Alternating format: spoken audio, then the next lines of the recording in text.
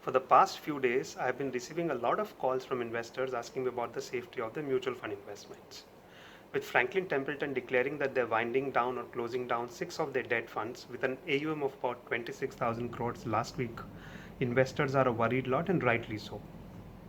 Investors have been calling to ask whether is it safe being invested in a mutual funds, whether they should withdraw all their mutual fund holdings, whether they should move out of some funds and get into some other funds, whether they should stop their SIP investments, whether Franklin would ever pay up, if they would pay up, how much would they pay up, by when they would pay up, and many more such questions.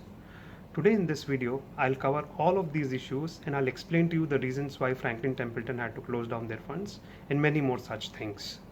Hi, I'm Kishan Jakhotia from Reliable Wealth, and this video is part of the learning initiative from our desk.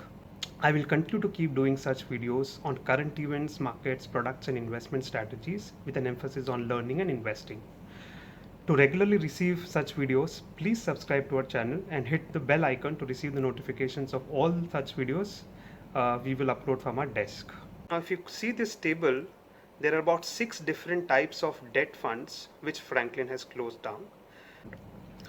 The AUM, or the assets under management, or the corpus of all of these funds put together is about 31,000 crores. Now you may think that why I'm showing you two different figures. In the beginning of the video, I had shown you a figure of about 26,000 crores, and now I'm showing you 31,000 crores.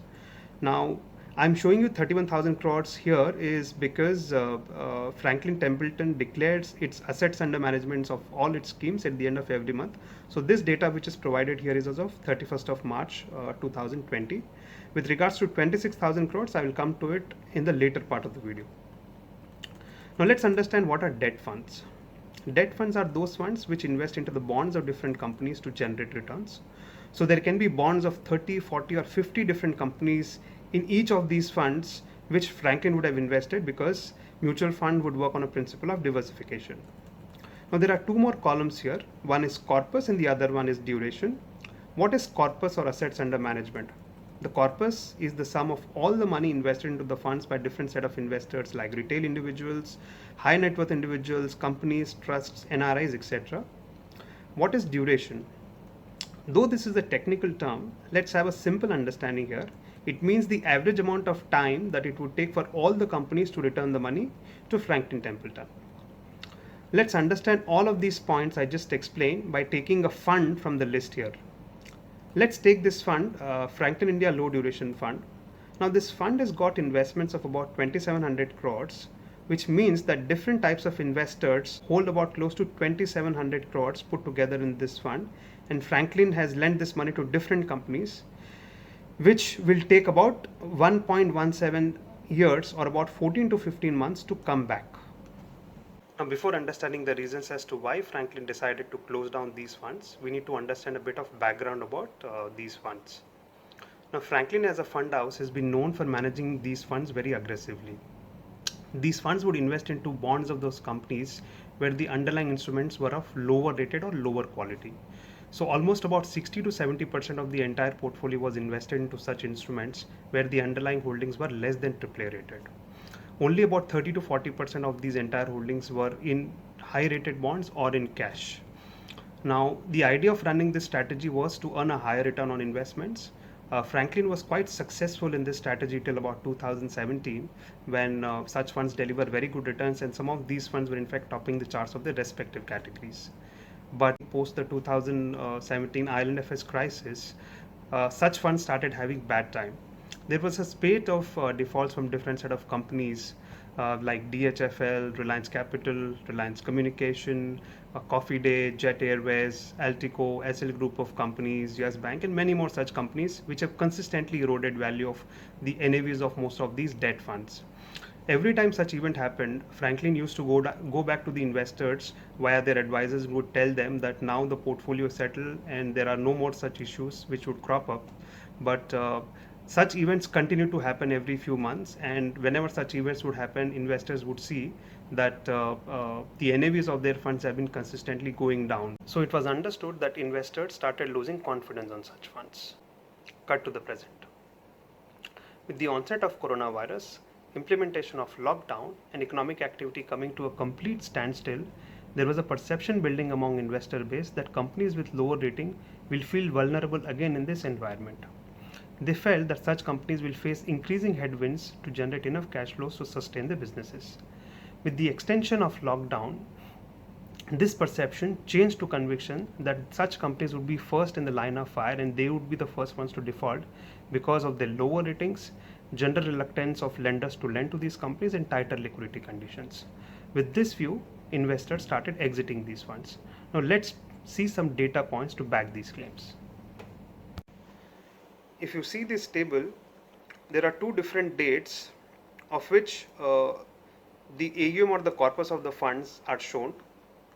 One is of 31st of March, which is roughly about 31,000 crores, and the second is as on 22nd of April, which is about 26,000 crores. The data as on 22nd of April is sourced from Times of India. Now you can make out from this table that there were a lot of redemptions, like about 20% of the corpus of these funds being redeemed, which is unusual for normal funds to happen in 3 weeks. It can be understood from the table that there were redemptions of about 5,500 crores, and we can understand this in a way that Franklin would have sold all good papers like AAA rated bonds to pay for the redemptions, which we knew were very limited in the portfolio anyway. In debt funds, the fund manager will have only two ways of creating liquidity. One is when it can sell a top rated existing bond to other interested investors in the secondary market before the maturity, which is like creating instant liquidity. And second way of creating liquidity is when the bond matures, after which the company which borrowed the money from Franklin will pay up, which means that there is no instant liquidity here and Franklin would have to wait for the companies to pay up on maturity. Franklin, knowing the fact that it has used the first option to the fullest, was now only left with the second option to pay for any redemptions that were going to come. With this, it started getting increasingly wary of the fact that soon it will reach a position where it will be difficult for it to create liquidity for the redemptions. Let's understand this with an example. Now in this example, there are two different dates again, which is 31st of March 2020 and 22nd April 2020. On 31st of March, let's assume that the AUM or the corpus of the fund is 100 rupees and 22nd fund is 70 rupees. In the portfolio on 31st of March, the percentage of high quality bonds is 40% and the percentage of low quality bonds is 60%. If we assume that 30% of the investors exit between 31st of March and 22nd April, you could see that the high quality bond portfolio value is only 10 rupees out of 70 and the value of low quality bond is 60 rupees out of 70, which technically says that the percentage of high quality bond portfolio moved down from 40% to 14% and the percentage quality of low quality bonds moved up from 60 to 86%. You can see from this table here that how the asset quality of the fund can change or rather deteriorate because of only paying out by selling high rated bonds. So before Franklin could reach that stage, it decided to close down these funds. Please understand the fact that none of the underlying companies had defaulted when Franklin decided to close down or wind down its funds. It did so because it was left with no other option. What is a wind down? A wind down simply means that the fund is closed for normal business operations like purchases, switches, and redemptions. The fund will continue to declare its NAV on a regular basis, and the fund will try and generate as much liquidity as possible at the earliest and try and pay back the investors. What does this mean to all the investors who hold units in the funds?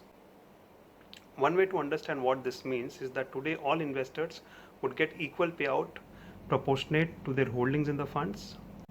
From a holistic point of view, this is better than the scenario which existed before 23rd of April, where in the few big large investors who would exit would get positively benefited by taking the full payout, whereas retail investors would get stuck with little value. At least in today's scenario, it would not so happen that good assets would get sold off to few investors and the fund would get saddled with bad assets. Today, all investors would get equal proportion of good and bad assets.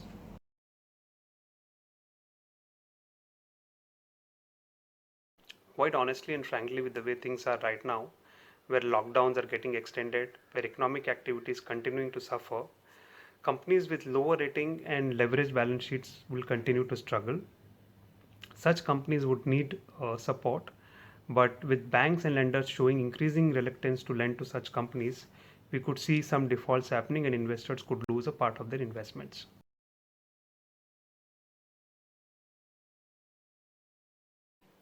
In the earlier part of the video, I had shared a slide where I had shown the duration of each funds. Investors can expect to receive their funds in parts, but in almost all the cases, the funds would be paid over the entire duration of the fund. So let's say, for example, if a fund has a duration of 2 years, investors could expect that they would receive funds in parts over the next 2 years. Any expectation of receiving funds before that would be unrealistic in the current scenario. Now, a very important part. Whether investors should exit from all other funds? The very clear answer is no. Let me share a slide with you. This sheet shows the returns of Franklin Templeton equity funds on the day they announced the closure of their debt funds. As you could see, these different types of equity funds of Franklin Templeton had delivered returns of around 0.4 to 1.5% between 22nd and 23rd of April. Now, how did this happen when we all know that Franklin had closed down all their debt funds? This has just happened because equity markets were positive on that day and any funds which were invested into equities delivered positive returns. Similarly, most categories of debt funds in the entire week have delivered positive returns in spite of Franklin issue. This explains that this was an isolated incident and one should not withdraw from their other good holdings because of this. What should investors do? This is very specific to debt funds that I am talking about right now. First thing, please do not panic.